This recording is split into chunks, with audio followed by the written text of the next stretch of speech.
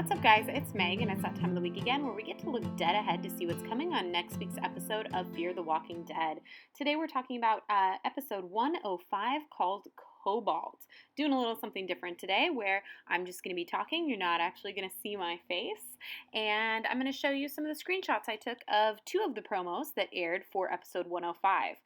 Interesting thing to note is that this episode is called Cobalt, which was the code name for Fear the Walking Dead before we got the official Fear the Walking Dead title. So I think this episode is probably going to be pretty important. To start out, we see Daniel and Madison. Daniel's talking to Madison, and he is saying this is how we bring them home. And he looks very serious. She looks very concerned. And quite frankly, I think they're coming up with some kind of plan to escape this fenced-in quarantine area to go and rescue Griselda and Nick, which at this point seems a little ambitious, but you know, they got nothing else to do and they have to save their family, so I don't blame them. I'm just wondering what exactly their plan is. We get a brief glimpse here of what we think is the hospital facility, the military medical facility where Griselda and Nick are being held and where Liza is helping out. This doesn't really show too much. We only get one other very small glimpse of inside the facility, but this kind of shows you, it looks like there's, you know, the porta potties in there and different fenced areas where people are probably staying.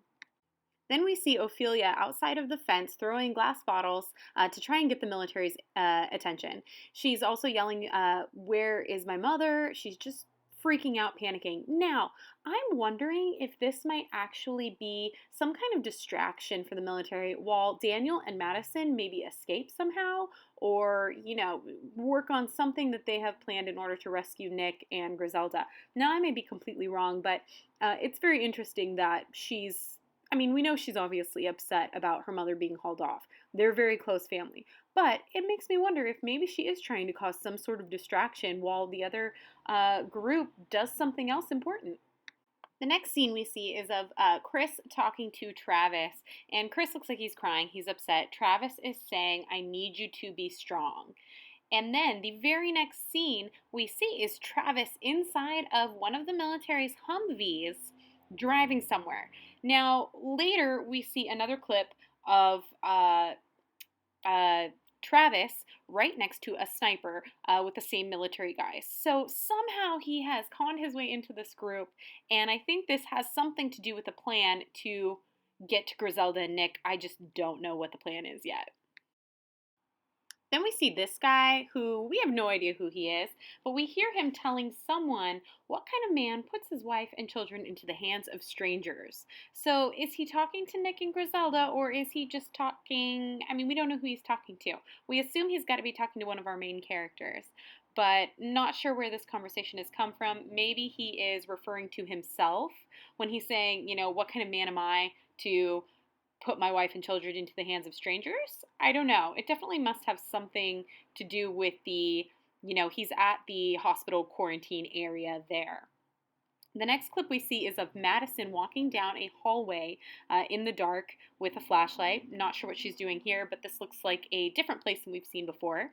And then we get to see this new doctor and Liza, and we see what Liza has been up to since she got to this facility. And it looks like they're inspecting people, either dead bodies, or we're not sure what they're inspecting, or just sick people. But she points out, I see bite marks, something like that. I'm not sure the exact wording, but she says she sees bite marks and she's pointing to it. We then immediately get to see a clip of a newly infected person. Now, this is not the same scene as, you know, where Liza and the doctor are. This is a completely different scene. They've just put it in there conveniently for this promo.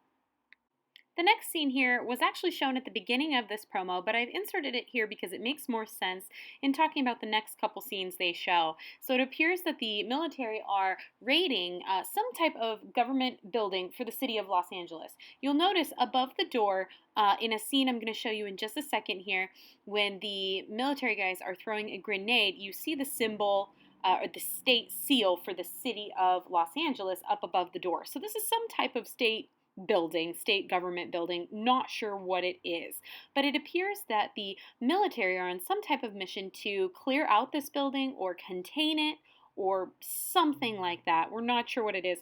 But it also leads me to believe that this is where Travis went with these military guys. Now, how he was able to talk his way into this group and be taken outside of the safe zone and oh, to be able to go along on this mission is just beyond me. I have no idea. But we know that he was making friends, semi friends, with Moyer, who is the commander of the military unit in charge of protecting the safe quarantine zone where Travis lives.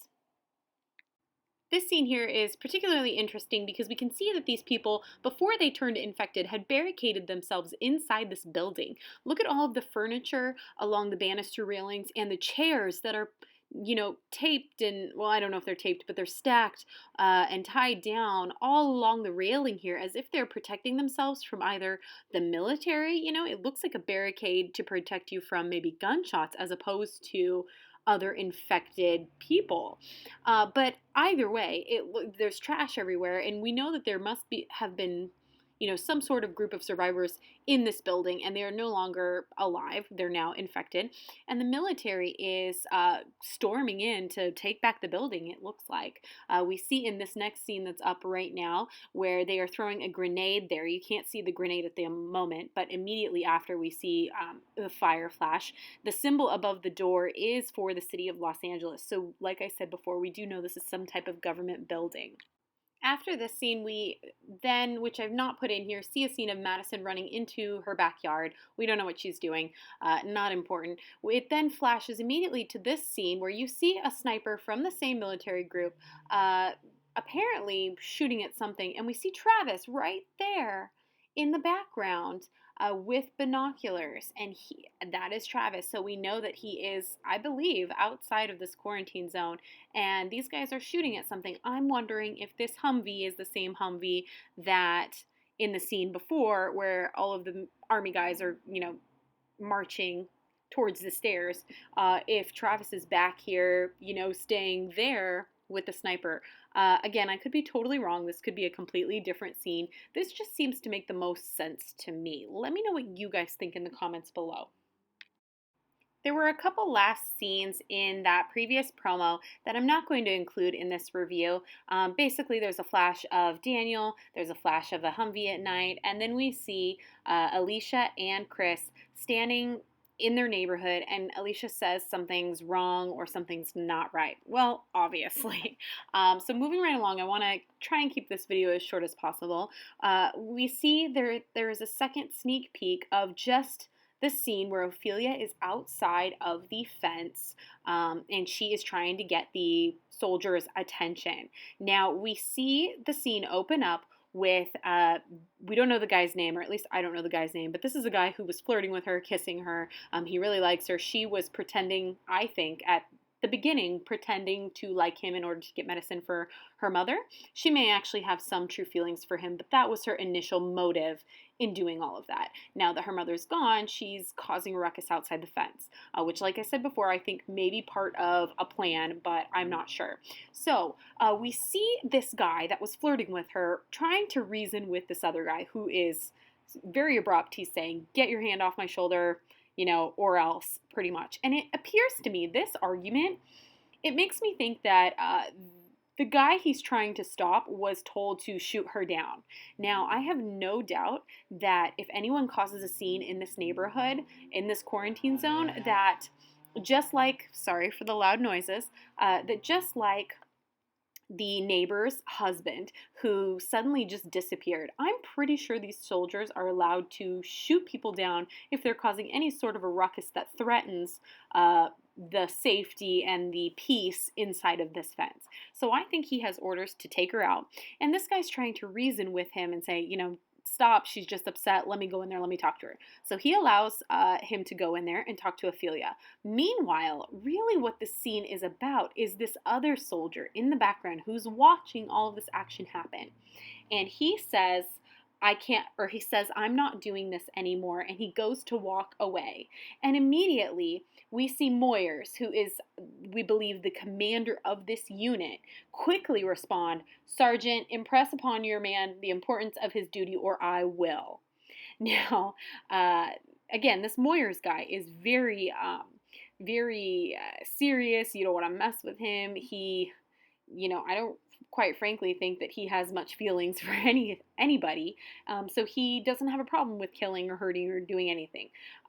So when he says, impress upon your man the importance of his duty, or I will, I am taking that as you are going to reprimand him, beat him, do something to him to let him know that it is absolutely not okay to walk away from this, or I'm going to kill him right here. And I don't think he has a problem with killing, and I think that he's probably done a lot of it since the 9-10 days is, when all this started. So this clip is very important because at this point, some soldiers are disagreeing with what's going on. They don't want to do it, and I think this shows us the beginning of the end for these, army units here, and slowly how it begins to fall apart because not everyone is going to be okay with killing innocent people. So, really, that's it for this review, you guys. I hope you like these predictions. I will see you guys next week with my reaction video for Fear the Walking Dead episode 105. Let me know what your predictions are in the comments below, and I will see you guys next time. I hope you have a great day. Bye.